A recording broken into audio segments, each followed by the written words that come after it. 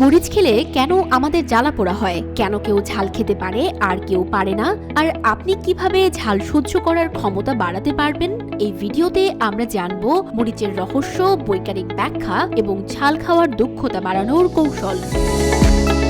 ঝালের কারণ কি? ঝাল খাবার খেলে আপনার মুখে কেন আগুন লেগে যায়? এর কারণ হলো মরিচে থাকা একটি রাসায়নিক ক্যাপসাইসিন।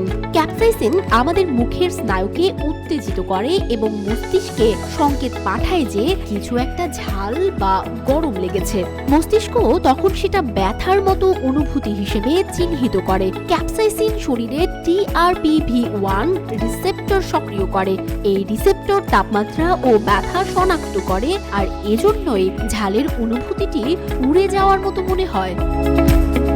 ঝালের পরিমাপ।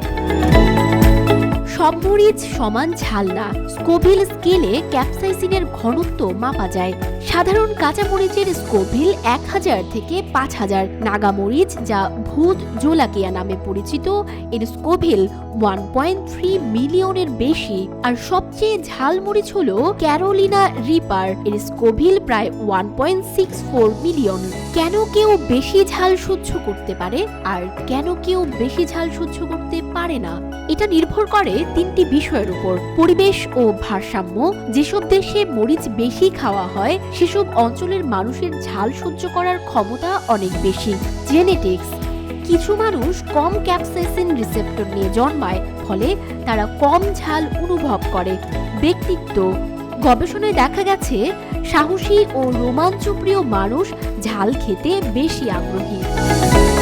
আপনি কিভাবে ঝাল সহ্য করার ক্ষমতা বাড়াবেন? ধীরে ধীরে ডায়েটে ঝাল খাবার যোগ করুন। ঝাল খাওয়ার পর পানি নয়, দুধ বা দই খান, কারণ ক্যাপসাইসিন পানি দ্রবণীয় নয়। সময়ের সঙ্গে সঙ্গে আপনার স্নায়ু ক্যাপসাইসিনের সঙ্গে অভ্যস্ত হয়ে উঠবে।